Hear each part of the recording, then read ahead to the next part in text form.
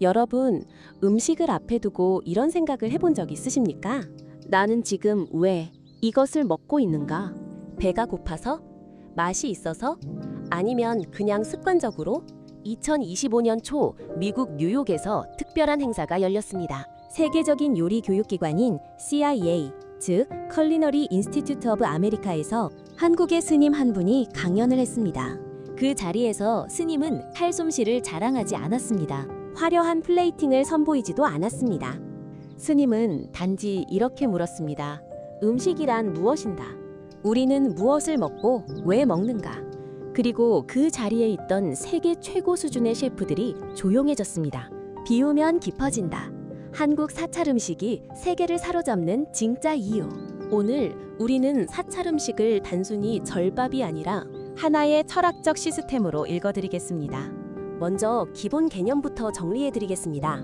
사찰 음식이라고 하면 많은 분들이 이렇게 생각하십니다. 스님들이 드시는 음식이지.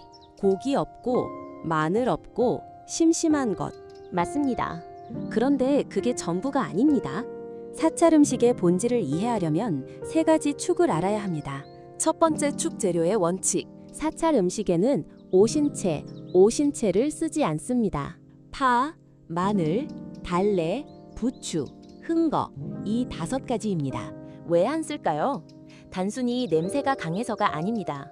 불교에서는 이 5가지 채소가 익혀 먹으면 음욕을 자극하고 날것으로 먹으면 분노,嗔회를 자극한다고 봤습니다. 즉, 수행을 방해한다는 것이죠. 여기서 중요한 통찰이 나옵니다. 사찰 음식의 재료 제한은 건강을 위한 제한이 아니라 마음을 위한 제한이라는 것입니다. 두 번째 축 조리의 철학. 사찰 음식은 재료를 최소한으로 가공합니다. 된장, 간장, 들기름, 소금 이 정도가 기본 양념의 전부입니다. 현대 요리가 재료의 맛을 더하는 방향으로 발전했다면 사찰 음식은 재료에서 맛을 끌어내는 방향을 택합니다. 더하는 것이 아니라 덜어내는 것. 이것이 사찰 음식 조리 철학의 핵심입니다. 세 번째 축 먹는 행위의 의미. 사찰에서 밥 먹는 것을 공양이라고 합니다. 단순히 배를 채우는 게 아니라 부처와 스님과 중생에게 올리는 공양 전 개송, 즉 짧은 노래를 외웁니다. 이 음식이 어디서 왔는가? 내 덕행으로 받기 부끄럽네. 마음의 욕심을 버리고 몸을 지탱하는 약으로 삼아 이 개송을 외는 순간 먹는 행위는 단순한 식사가 아닌 수행이 됩니다. 여러분, 이 3가지를 합쳐보면 사찰 음식이 얼마나 정교한 시스템인지 보이기 시작합니다.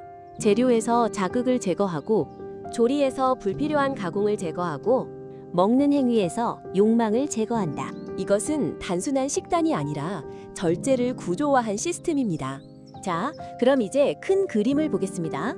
왜 하필 지금 사찰 음식이 세계의 주목을 받고 있을까요? 이건 우연이 아닙니다.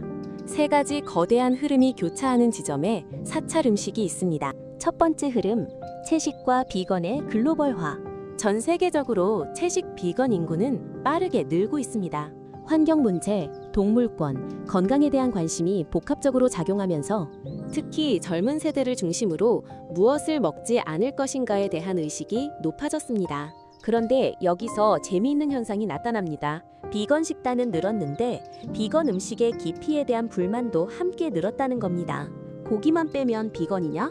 맛은? 채식인데 왜 이렇게 가공식품 투성이야? 이런 불만이 터지는 순간 수백 년의 역사를 가진 사찰 음식이 눈에 들어오기 시작한 겁니다. 두 번째 흐름, 슬로우 푸드와 마음챙김 식사의 부상. 여러분, 마음챙김 마인드풀니스이라는 말을 들어보셨습니까? 요즘 서양에서 굉장히 인기 있는 개념인데요. 순간에 집중하고 의식적으로 살아가는 태도를 말합니다. 흥미롭게도 이 마음챙김 문화가 음식에도 적용되기 시작했습니다. 마음챙김 식사, 마인드풀 이팅이라고 해서 무엇을 먹는지, 어떻게 먹는지, 왜 먹는지를 의식적으로 경험하는 트렌드가 생겼습니다. 그런데 이 개념의 정확한 원형이 어디 있느냐고요? 바로 사찰의 공양 문화입니다. 서양이 새롭게 발견한 마음챙김 식사를 한국 사찰에서는 수백 년 전부터 실천해왔던 겁니다. 세 번째 흐름, K컬처의 심화, K-팝, K-드라마, K-뷰티에 이어 K-푸드가 전 세계로 퍼져나갔습니다. 그런데 K푸드의 흐름은 단순히 김치, 불고기에서 그치지 않습니다. 이제 세계는 한국 음식의 더 깊은 레이어를 찾기 시작했습니다. 장 문화, 발효 문화, 그리고 사찰 음식. 특히 넷플릭스 다큐멘터리 시리즈 셰프의 테이블에서 정관 스님의 사찰 음식이 소개된 이후 사찰 음식은 국제 미식계의 레이더에 정식으로 포착됩니다. 정관 스님이 무언가를 설명하는 장면에서 인터뷰이가 이렇게 말합니다. 이분의 음식은 단순히 채식 요리가 아닙니다. 음식으로 철학을 전달하는 분입니다. 이 한마디가 세계 미식가들의 마음을 움직인 겁니다. 요약하면 이렇습니다. 채식의 확산, 마음 챙김의 유행, K컬처의 심화. 이 세 가지 거대한 흐름이 정확히 한 점에서 만나는데 그 교차점에 한국 사찰 음식이 있습니다. 이건 트렌드가 아니라 구조입니다. 자, 이제 사찰 음식의 가장 핵심적인 원리로 들어가 보겠습니다. 사찰 음식을 설명할 때 가장 많이 쓰는 표현이 있습니다. 덜어낼수록 맛이 깊어집니다. 이 말이 처음엔 좀 이상하게 들립니다. 덜어내면 없어지는 거 아닌가요? 아닌, 더 넣어야 맛있어지는 거 아닌가요? 그런데 이 역설을 이해하는 순간 사찰 음식뿐 아니라 인생의 많은 것들이 다르게 보이기 시작합니다. 함께 생각해 봅시다. 실험을 하나 해보겠습니다. 여러분이 시금치 무침을 만든다고 해봅시다. 일반 가정식으로 만들면 어떻게 되나요? 시금치를 데쳐서 마늘 넣고 참기름 넣고 소금 넣고 간장 조금, 깨소금 뿌리고 설탕 한 꼬집. 맛있습니다. 분명히 맛있어요. 그런데 사찰에서 시금치 무침을 만들 때는 시금치를 데쳐서 들기름 한 스푼, 소금 조금, 들깨가루, 이게 전부입니다. 이걸 먹는 순간 처음엔 싱겁다고 느껴집니다. 그런데 씹으면 씹을수록 시금치 자체의 달큰한 맛이 올라옵니다. 들기름의 고소함이 시금치의 맛을 방해하지 않고 받쳐줍니다. 들깨가루가 은은한 향을 더합니다. 마늘의 강렬함이 없으니 시금치가 드디어 주인공이 됩니다. 이것이 덜어냄의 역설입니다. 비유를 하나 들겠습니다. 100명의 오케스트라가 연주하면 웅장합니다. 그런데 모든 악기가 동시에 최대 음량으로 연주하면요? 소음이 됩니다. 그 100명 중 99명이 멈추고 바이올리니스트 한 명만 연주할 때 비로소 우리는 그 바이올린의 소리를 온전히 듣습니다. 사찰 음식은 요리에서 99가지를 멈추는 겁니다. 그래서 재료 하나하나의 소리가 들리기 시작하는 거죠. 이제 이것을 조금 더 구조적으로 설명하겠습니다.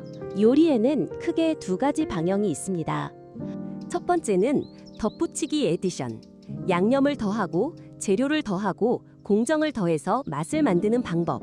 두 번째는 끌어내기 extraction. 재료 안에 이미 있는 맛을 최소한의 개입으로 끌어내는 방법. 현대 요리의 대부분은 덧붙이기 방향으로 발전했습니다. MSG, 향신료, 다양한 소스와 드레싱. 맛이 없으면 더 넣으면 되니까요. 그런데 끌어내기는 전혀 다른 기술을 요구합니다. 재료를 이해해야 합니다. 제철을 알아야 합니다. 불의 세기를 조절할 줄 알아야 합니다. 아무것도 하지 않는 것에 용기가 있어야 합니다.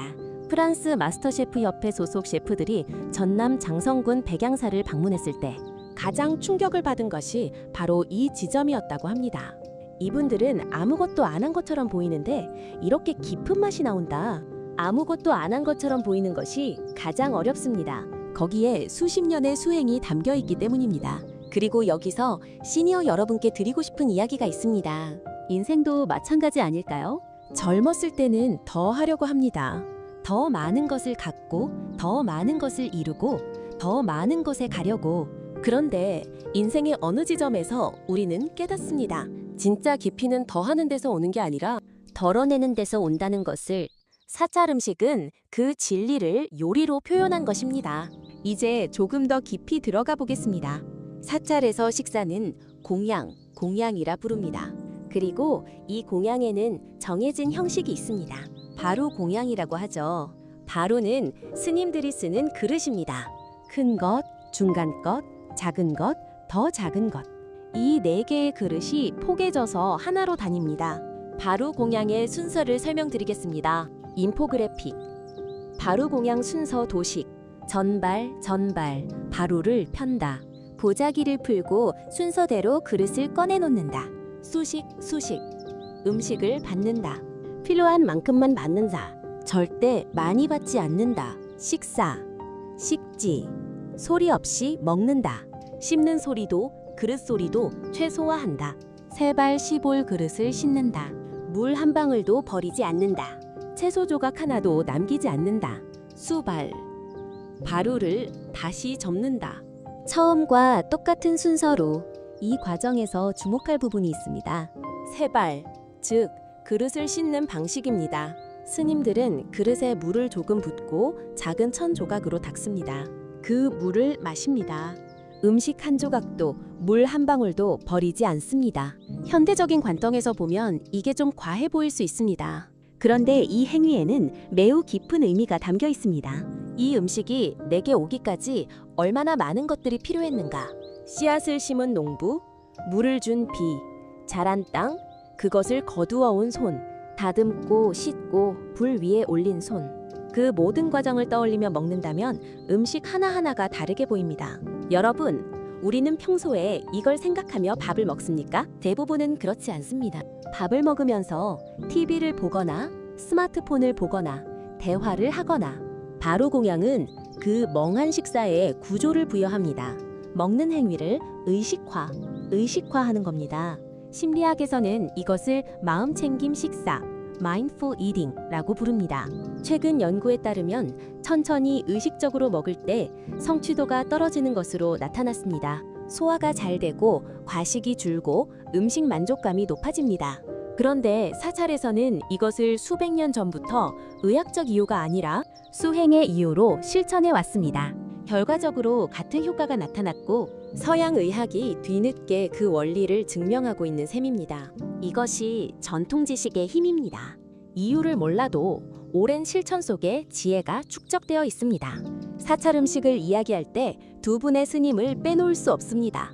선제 스님과 정관 스님 두 분 모두 사찰 음식을 세계에 알리는데 핵심적인 역할을 하셨습니다. 그런데 두 분의 방식은 조금 다릅니다.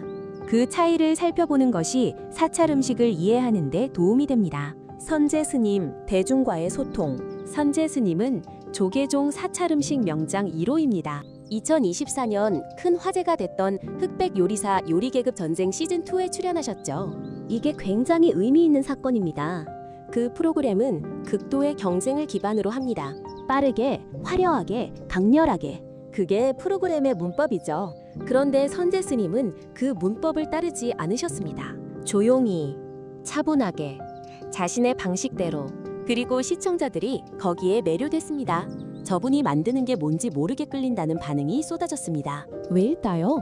자극에 지친 현대인들이 절제의 아름다움을 갈망하고 있었기 때문입니다. 선제 스님은 그 갈망에 응답하신 겁니다. 정관 스님, 세계와의 대화. 정관 스님은 전남 순천 서남사에 계십니다. 넷플릭스 셰프의 테이블에 소개된 이후 국제적으로 유명해지셨죠. 정관 스님의 방식은 선제 스님보다 더욱 철학적입니다. 스님은 이렇게 말씀하십니다. 요리는 수행입니다. 재료에 기도를 담아야 합니다. 음식을 만들기 전에 재료와 대화하고 장을 담그기 전에 달에게 기도하고 음식 하나하나에 정성과 의도를 담는 것. 2025년 2월 정관 스님이 뉴욕 CIA에서 강연하셨을 때 그 강연이 단순한 요리 시연이 아니었던 이유가 여기 있습니다. 스님은 조리 원리와 함께 불교 철학을 전달하셨습니다. 음식에 담긴 사유, 스위와 태도까지 가르쳐 주신 겁니다. 그 자리에 있던 셰프들은 이렇게 말했다고 합니다. 내가 지금까지 배운 요리의 개념 자체가 달라지는 느낌이었다. 두 분의 공통점이 무엇인지 아십니까? 둘 다 덜어냄으로 세계를 설득했다는 것입니다. 화려함으로 경쟁하지 않고 자신의 본질에 충실함으로써 오히려 더 강하게 빛났습니다. 구체적인 사례들을 살펴보겠습니다. 뉴욕 CIA 2025년 2월 앞서 말씀드린 대로 정관 스님은 세계적인 요리교육기관 CIA에서 강연하셨습니다. CIA는 미국 요리계의 하버드라고 불리는 곳입니다.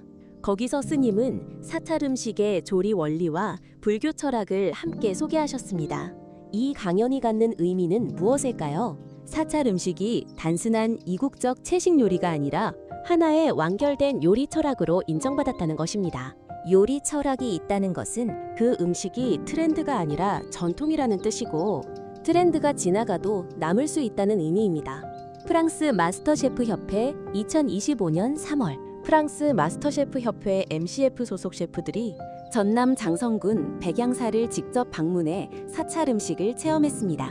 이 사건이 왜 중요한가? 프랑스는 요리의 종주국입니다.